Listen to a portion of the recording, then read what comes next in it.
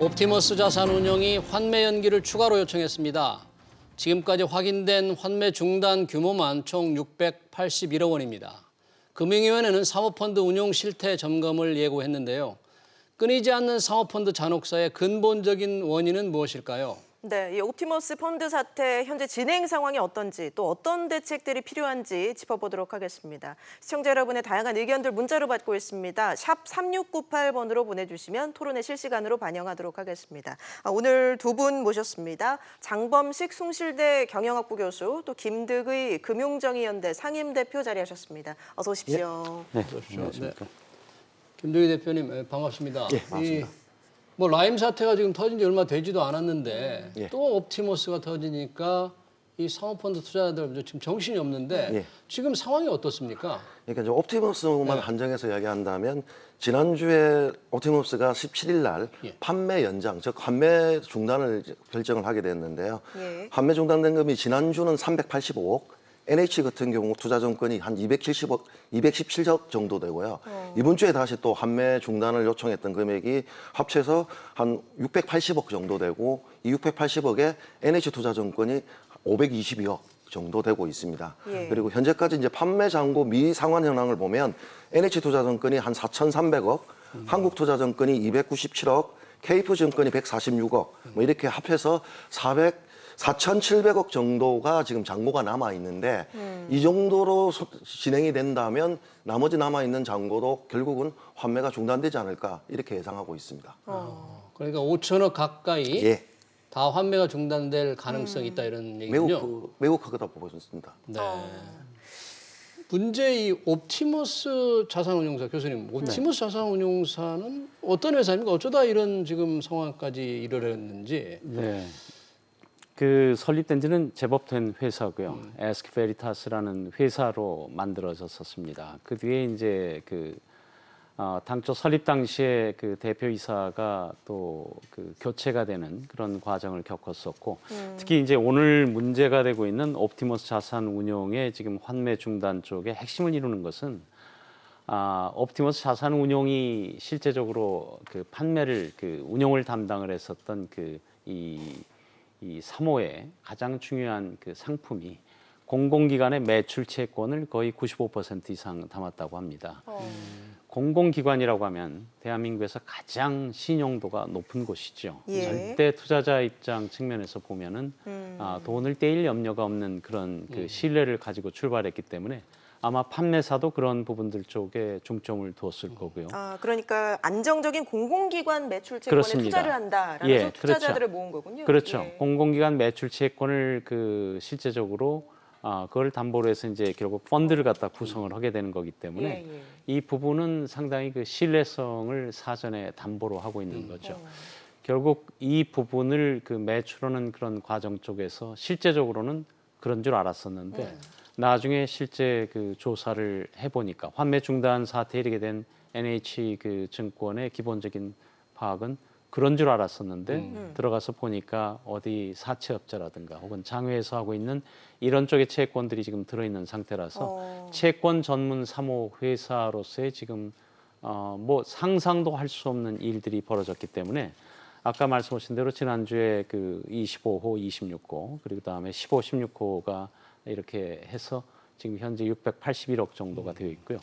이제 구체적으로 얼마만큼 실제 모든 자산이 다 부실화됐냐. 그래서 그거는 뭐 금감원의 공식적인 발표가 나올 때까지는 저희가 알 수는 없지만 이제 그래서 아마 서둘러서 NH 그 판매 증권의 가장 많은 비중을 차지하고 있는 NH 증권에서는 서둘러서 그런 다른 이 펀드의 실제 자산 보존을 갖다가 요청을 해놓은 지금 그런 상태로 파악을 하고 있습니다.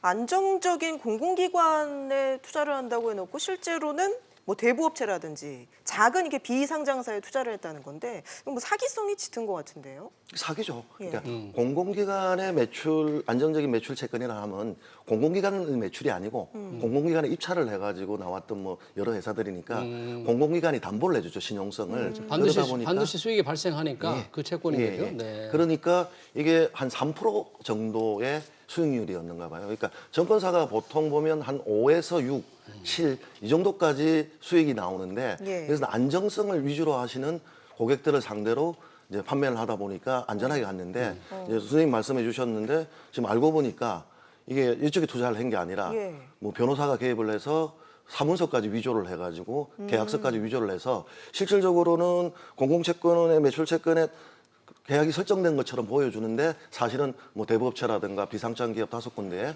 자금이 흘러 들어갔기 때문에 이게 뭐 전체적으로 판매 중단이 될 거라고 저희들이 보는 예상하는 지점들은 이 5개가 다 연관되어 있다고 보고 있고요. 뭐 대주주가 한 사람이거나 뭐 예. 아주 밀접한 관계가 있는 회사들이라는 거죠. 그렇죠. 이게 뭐 특수관계인이라고 보고 특수관계인. 있고 그럼 저희들이 가졌던 의문은 변호사가 왜 이걸 했을까라고 저희들이 생각을 했거든요. 그러게요. 통상적으로 변호사는 자기 의무가 있기 때문에 자기 이익이 크지 않으면 이런 위조에 가담하지 않았을 건데 그래서 뭐 공범관계 있는 거 아닌가 이런 정황상 보고 있습니다. 그러니까 옵티머스 자산운용 측에서 주장하기를 변호사가 투자금 명세서를 위조했다 이렇게 주장하는 거잖아요. 그렇게 그 NH투자증권에 이야기를 한 거죠. NH는 그렇게 얘기를 하고 있다. 뭐 그 자세한 진실은 밝혀져야 되겠는데 이런 게 좀 도대체 있을 수 없는 투자 행태 아닌가 결과적으로는. 그렇죠. 그러니까 자산운용사가 부실하게 자산을 운영하든가 돌려막기를 해서 뭐 나중에 하든지 경우는 있어서 라임이 그런데 이런 식으로 처음부터 허위 매출이 허위죠. 여기다가 설정하겠다, 투자를 하겠다고 해놓고 알고 보니까 대부업체에 투자를 한 거죠. 그러니까 누가 대부업체에 들어간다고 하면 특히 3% 이자를 받고 가입을 하겠습니까? 그러면 그런 뭐 대부업체, 그러니까 해당 회사들과 유착 관계가 있다고 봐야 되는 건가요? 뭐 이 투자금을 뭐 횡령하려는 목적이었을까요?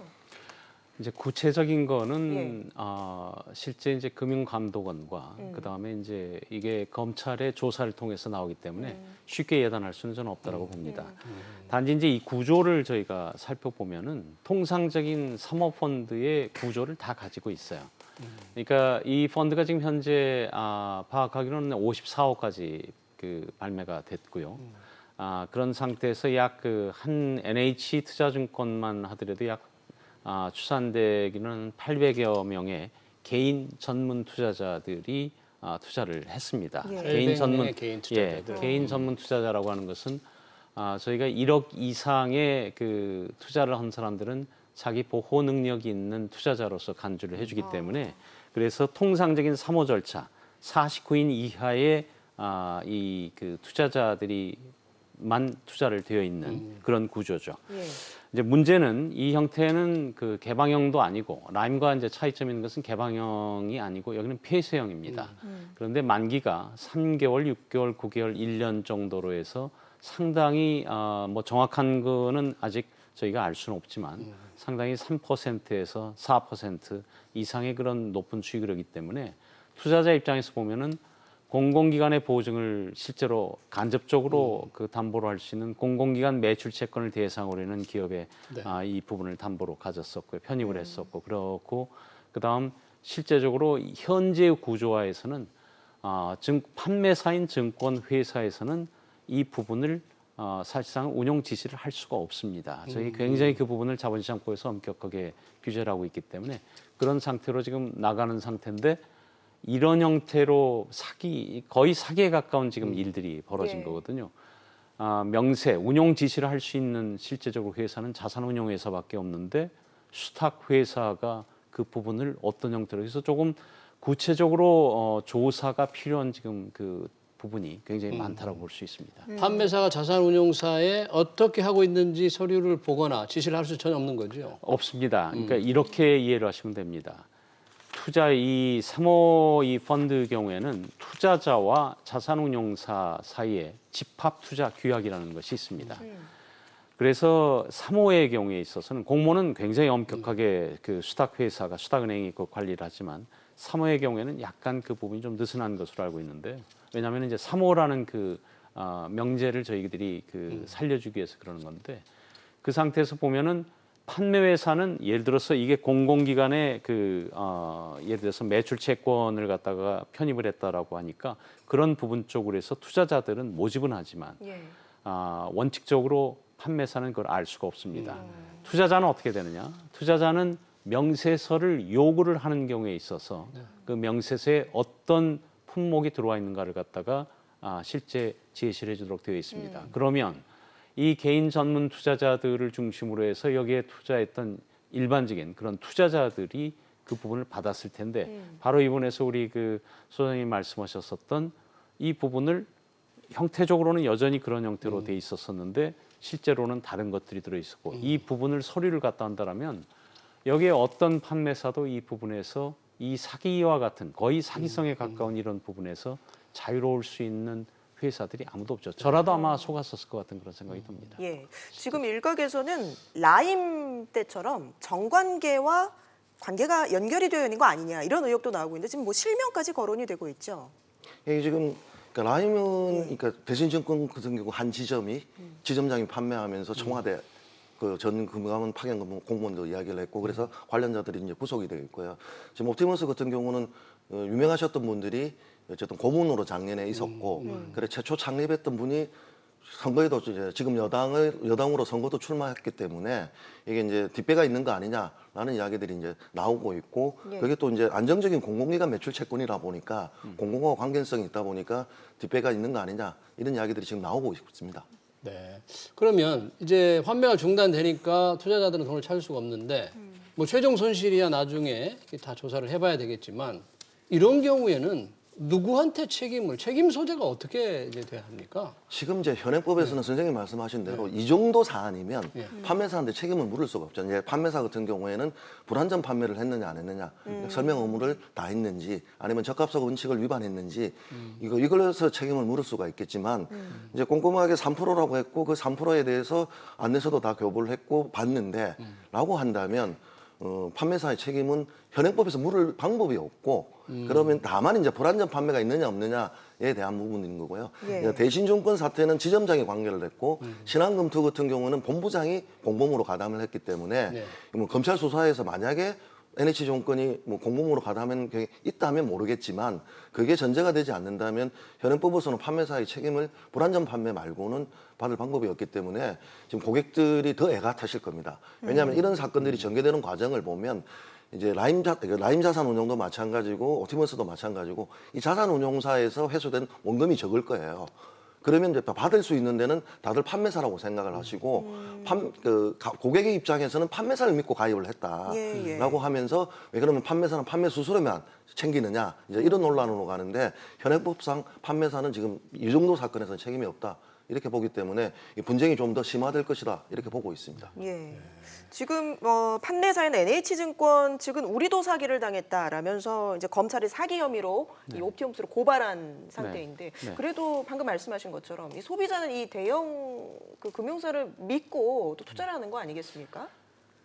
그렇죠. 근데 이제 저희가 이 그 옵티머스와 같은 이런 케이스를 하나 저희가 말씀을 나누면서 하나 조금 생각을 해봐야 될 것은 지금 한국금융투자협회에 회원으로 가입된 거의 사실상 대부분이 다 가입이 돼 있는데요. 일반 공모 펀드나 공모 자산운용사나 실제적으로 사모 전문 투자회사들까지 다 포함을 해서 237개사가 가입이 되어 있습니다. 네. 거의 대한민국의 대부분의 자산운용사들이 가입이 되어 있는데요. 그리고 저희들 펀드가 굉장히 많습니다. 모든 대한민국의 모든 펀드들이 다 이렇게 됐냐? 그건 아니고요. 이 케이스는 굉장히 그동안 자본시장 역사 가운데 아주 또 라임하고는 완전히 또 다른 아주 굉장히 예외적인 지금 경우가 나타났거든요. 그래서 현재 구조가 어떻게 돼 있는가와 그다음에 이 부분이 라임까지 연결치면서 저희들이 조금 몇 가지 공통적인 그런 현상들을 갖다가 발견을 했기 때문에 이 부분에 대한 치유책을 접근하는 것이 저는 이 사태를 보고 저희가 재발을 갖다가 방지를 할 수 있는 이제 그런 부분이라고 생각을 합니다. 이제 하나 뭐가 있냐면은 실제 아까 집합 투자 규약이라는 그런 걸 통해서 투자자들은 이거를 알 수 있었었는데 실제 명세서를 요구를 했더니 제대로 된 그런 것이 왔었고요. 그 부분에서 아까 어느 정도까지 이제 이 부분이 그냥 언론의 보도로만 본다라면 이 부분에 변호사들이 이 부분을 가지고 얘기를 했는데 투자증권 측에서는 그거를 안 믿을 이유가 하나도 없게 되는 거죠. 그러니까 어떻게 보면 그 상황만 본다라면은 완벽한 사기를 당한 지금 그런 상황이 지금 돼버린 거거든요. 그러니까 이제 이 부분을 어떻게 지금 가야 되는 거는 구체적인 금감원의 조사와 그다음에 검찰의 실제적인 수사의 그 결과에 따라서 달라질 수 있는 그런 부분인데 하나 여기서 납득하기가 조금 어려운 또 하나 두 가지 형태들이 있는데요. 이제 수탁 회사는 운용 지시를 갖다가 받기 때문에 느슨한 형태의 그런 부분을 받는다 할지라도 앞으로도 이런 경우가 그렇다라면 유사한 사례가 반복되지 않으리라는 보장도 없는 거고요.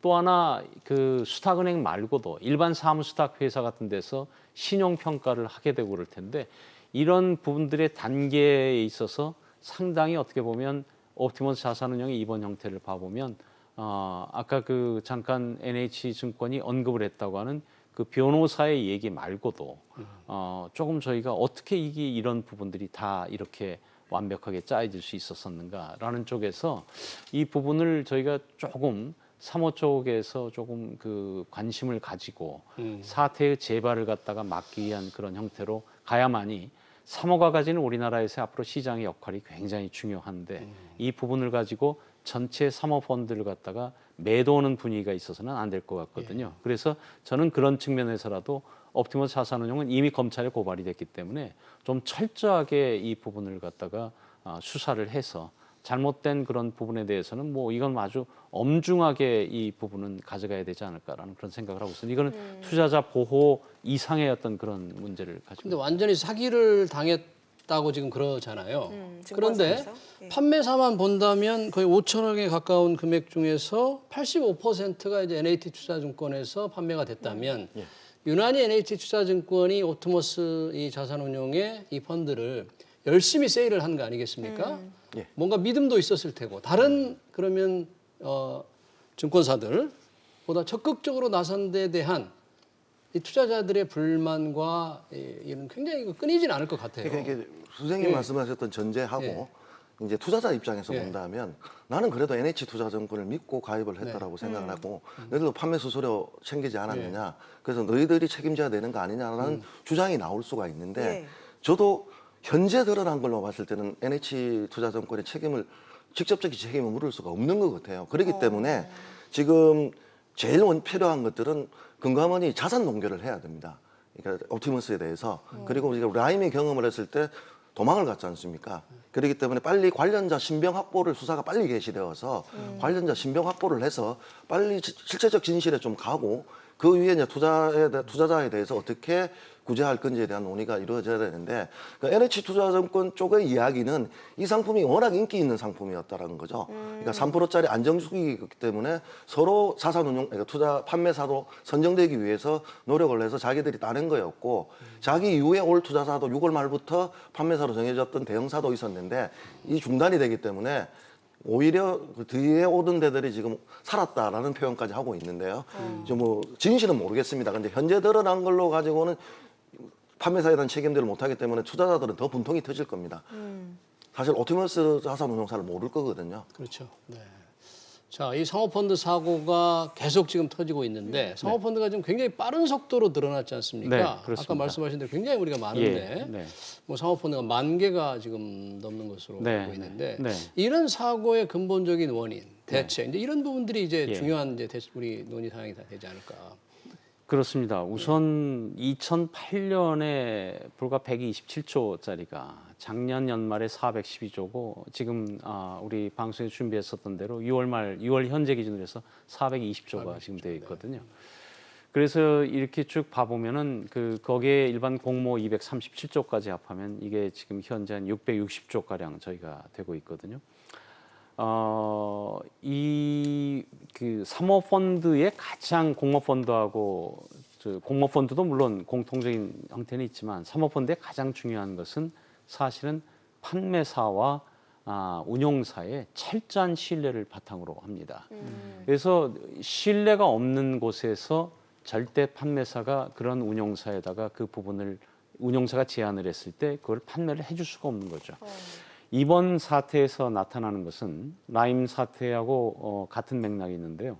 이 시장에 그 판매사와 운용사의 신뢰 관계가 깨졌어요. 투자자는 당연히 판매사가 그러한 것을 다 해줄 것으로 생각을 하기 때문에 아까 우리 소장님 말씀하셨던 대로 그러한 그 판매사의 네임 밸류라든가 어떤 명망도라든가 여러 가지 업무 이런 걸 보면서 거기에 대한 신뢰를 갖다가 가지고 설명을 했을 때 들어가는 거죠. 근데 이 부분이 그 망가졌어요. 그렇다면 이거를 망가졌을 때 그거를 제어할 수 있는 지금 장치가 사실은 이제 3호가 공모하고 다른 것은 좀 더 느슨한 형태로 지금 가게 되는 그런 부분인데 이게 참 어려운 그런 과제입니다. 어느 정도 3호의 규제를 가하는 것이 바람직할 것입니다. 왜냐하면 3호는 자기 방어 능력이 있는 투자자들만을 대상으로 해서 들어온 거예요. 제가 표현을 개인 투자자라고 쓰지 않고 개인 전문 투자자라는 표현을 썼습니다.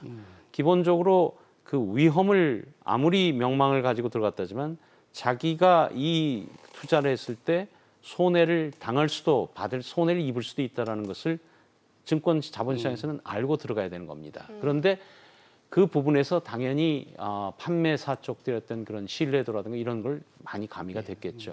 그런데 이번 가장 중요한 것은 운용사를 갖다가 믿었었는데 운용사가 이렇게 장난과 거의 사기에 가까운 것을 했을 때 그걸 어떻게 하느냐. 이제 그쪽 측면에서 저희가 이 부분을 풀어나가야 될 필요가 좀 있습니다. 어느 정도의 이제 이 부분은 그 이제 감독의 영역이 좀 들어갈 텐데요. 이제 애들로서 말씀드리면 이 상황이 우리나라에서만 지금 있는 것이 아니고 사실은 이 사모펀드의 기반, 말하자면 투자자의 수가 좀 늘어나면서 사실은 지난 3년간 정도 선진국에서도 이 이슈가 같이 제기되고 있습니다. 그거는 국제증권감독자연맹이나 그 서구에 있는 그런 감독기관들에서 이 부분에 대한 해당들 그 규제가 최근 지난 특히 2017년, 18년, 19년에 있어서 변화되는 그 모습을 알 수 있기 때문에 저희도 그런 부분 쪽에서 같이 공조 내지는 시사점을 얻으면서 향후 감독 대책들 쪽에 좀 참고를 해야 될 필요가 있다고 봅니다. 네, 그래서 은성수 금융위원장이 사모펀드 만여 개 전수조사를 하기로 했죠. 늦었지만 예. 지금이라도 해야 되는 것들이 이게 이제 2015년도에 금융위가 그 사모펀드를 완화해줬거든요. 그러다 보니까 사모펀드는 안 그래도 자율성이 있는데 2015년 더 자율성을 줬습니다. 이게 자전거래도 허용하고 자산운용사를 설립하는 데 있어서 자유롭게 되었고 그러니까 257개를 말씀하셨는데 그러니까 많은 자산운용사가 생겨지게 된 게 2015년 이후였거든요. 그러다 보니까 판매사가 자산운용사의 운영에 개입을 할 수 없다 보니까 어떻게 되는지를 그동안은 모르고 넘어왔고 저쪽에서 주는 것들을 믿어왔다는 것들이었죠. 근데 이제 라임 사태가 터지고 지금 오티머스까지 연이어 터지다 보니까 이제 은성수 위원장은 전수조사를 하겠다라고 하는데 저는 늦었다고 보고 있고 작은 라임 사태가 터져서 펀드가 했어야죠. 뭐 만여 개가 넘을 텐데 전수조사라는 게 거의 가능합니까? 다 조사를 할 수 있습니까? 샘플로 하겠죠. 샘플로? 그러니까 운용사별로 해서 네. 몇 개 샘플로라도 저는 해야 된다고 보는 거고요. 근데 그 효과가 뭐냐면 투자자들이 저 어제도 대순증권 피해자들 만나고 왔는데요. 이분들은 이제 못 믿겠다는 거예요.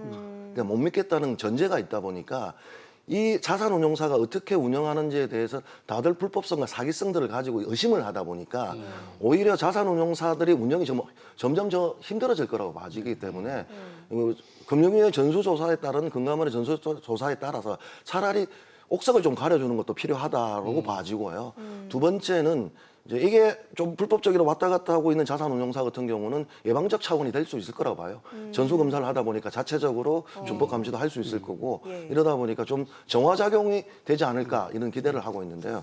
근본적인 문제는 저는 이게 지금 투자자들이 너무나 미약합니다. 이제 판매사의 책임을 물을 수가 없어요.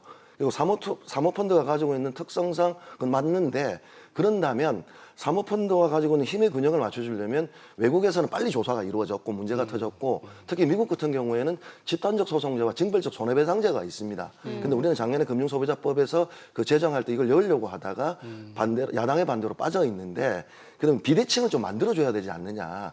사모펀드의 자율성이 있다면 자꾸 이제 피해자들은 개별적 대응을 할 수밖에 없습니다. 우리나라 현재 상황에서는. 그러다 보니까 사기로 가고 민사를 가더라도 개별적 대응을 하다 보니까 김앤장이나 대형로펌과의 힘의 대응이 안 된다라고 이야기들을 많이 하소연을 하시거든요. 그렇기 때문에 사모펀드의 자율성들을 만약에 보장을 한다면 이쪽에 비대칭으로 집단적 소송제와 징벌적 손해배상제가 있어서 저걸 판매사가 했을 때 잘못했을 때 우리도 큰일 나겠구나. 지금 징벌적 과징금으로 지금 금융위는 실시를 하고 있는데 그래서 전수조사와 함께 이것도 같이 검토해야 된다 이렇게 말씀드리고 싶습니다. 지금 라임이 터지고 나서 지난 4월인가요? 네. 나름 이 사모펀드 규제 방안을 좀 내놓았잖아요. 네. 뭐 아직 시행이 되는 것도 있고 안 되는 거 있을 네. 텐데 네. 또 그러면 이제 규제 얘기가 나와야 됩니까? 어떻습니까? 저는 아까 그래서 말씀을 드렸는데요. 이 케이스는 거의 형식상으로 보면 아직 뭐 이제 검찰 수사도 시작되지도 않았지만 형식 요건으로 보면 뭐 거의 비전문가 입장에서 보더라도 사기 요건을 뭐 거의 다 갖춘 것 같아요. 그래서 웬만한 이런 상태라면은 속아 넘어가지 않을 수 있는 전문가들이 있을까 싶을 정도로 완벽한 그런 그 실제 그 명세서부터 시작을 해서 완전히 그 사기적인 그런 성격이 예. 들어있거든요.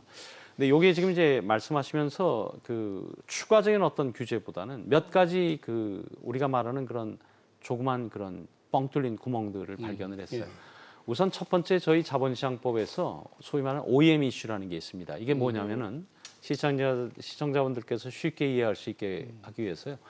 판매사가 운용사에다가 어떤 상품을 사라고 지시하는 것이 자본시장법에 엄격하게 금지되어 있습니다. 말하자면은 운용은 운용사의 독단적인 아주 고유한 그런 권한인데 그거를 판매사가 운용 상품을 갖다가 지시를 해줘. 이거 하지 못하게끔 만들어 놓은 거거든요. 이걸 소위 말하는 주문자 표시 그 부착, 그 OEM이라고 하는 겁니다. 이게 자본시장법으로 그 엄격하게 금지가 되다 보니까 사실은 판매사는 여기에 내가 돈을 주고 투자자를 모아서 이 상품을 갖다가 사줬는데 이 속에 무엇이 들어있는지를 물어보고 싶어도 사실은 큰 줄거리밖에는 알 수가 없는 그런 상태고요. 특히 사모의 경우에는 투자자도 본인이 요청하지 않으면은 자발적으로 사모에서 그러한 명세서를 보내줄 의무가 없습니다. 당연히 금융당국에도 보유자산을 보고할 의미가 없겠죠. 전혀. 그 이제 일부 그래서 지금 굉장히 그 중요한 지적이신데요. 그래서 앞으로 이 부분은 이제 그 새로운 어떤 규제라기보다는 저희가 이제 보완을 지금 해줘야 되는 부분인데 이거부터 먼저 한다면 향후에 지금 앞으로 사모 쪽에 있어서 금융당국에 대한 이 보고 체계와 그 다음에 이 사모에 제한된 특히 아까처럼 저희가 지금 1억 정도로 전문 투자자 규모가 낮아져 있기 때문에 이런 투자자들에게 그 내역들을 이렇게 요청했을 경우에만 보여주는 것들이 아니라 나름대로 그 부분에 대한 공시를 갖다 좀 강화를 갖다가 해주는 그러니까 49명이지만 49명에 대해서도 사모의 경우에도 그런 부분을 보완하는 작업이 저는 우선적으로 아마 감독 당국과 정책 당국인 우리 금융위와 금융감독원에서 이 부분을 우선 생각을 해줘야 될 것 같고요. 두 번째는 그것뿐만이 아니고 결과적으로 이제 유동성 이건 이제 사기 형태였었지만 이런 그 유동성이 금방 확보되지 않는 비유동성 자산에다가 사모가 이렇게 두고 만기는 얼마짜리냐면 3개월, 6개월, 9개월짜리였거든요. 소위 말하는 이제 그 비대칭, 그 미스매칭이 실제적으로 발생을 했었던 그런 부분인데 그래서 사모의 경우에도 아주 제한적인 형태로 해서 그 유동성 그 관리와 관련되는 그런 수단들을 실제적으로는 이제 그 요구를 조금 해야 되는 그런 부분이 좀 있습니다. 자산 운용과 만기를 좀 맞춰서 할 수 있도록. 그 부분에서 일정 비율을 이제 그건 뭐 금융감독원이 어느 정도의 비율을 갖다 요구를 해야 될 건가는 잘 알고 있는데 사모는 가능한 한 그 큰 고유의 틀을 그 망가뜨려서는 곤란하죠. 왜냐하면 가능한 한 적은 규제로 최대한의 효율성을 갖다 올리자고 하는 것이 사모의 근본적인 취지이기 때문에 그리고 사모가 해줘야 될 역할들이 굉장히 많습니다. 저희 이제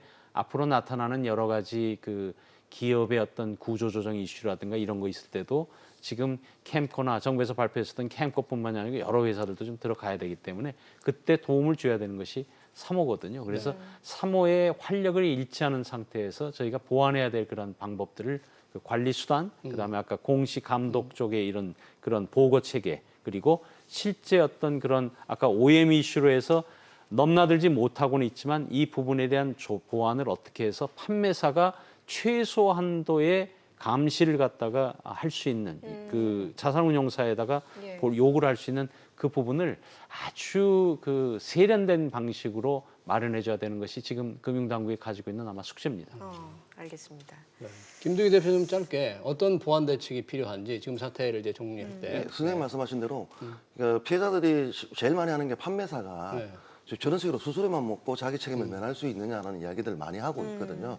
그런데 지금 어쨌든 집합투자규약에 보면 범죄행위에 공모를 하지 않으면 판매사의 책임을 물을 수가 없게 돼 있는데 최소한 복덕방도 중개수수료를 받기 위해서 이 물건이 제대로 돼 있는지 안 돼 있는지 건여당도 확인하기 때문에 조금 넓게 그러니까 OMB 방식은 좀 피하더라도 좀 넓게 확인할 수 있는 장치는 좀 반드시 있어야 된다. 그리고 그 확인을 하지 않았을 때는 판매사에도 불법이 아니더라도 판매 책임을 불안전 판매가 아니더라도 좀 물을 수 있는 범위가 지워진다면 판매사가 좀 더 신중하게 판매를 하지 않을까 보는 게 어느 은행이라고 말씀은 안 드리지만 유독 한 은행은 금융회사는 여기에서 많이 빠져 있습니다. 그러니까 리스크 관리를 잘했다는 거죠.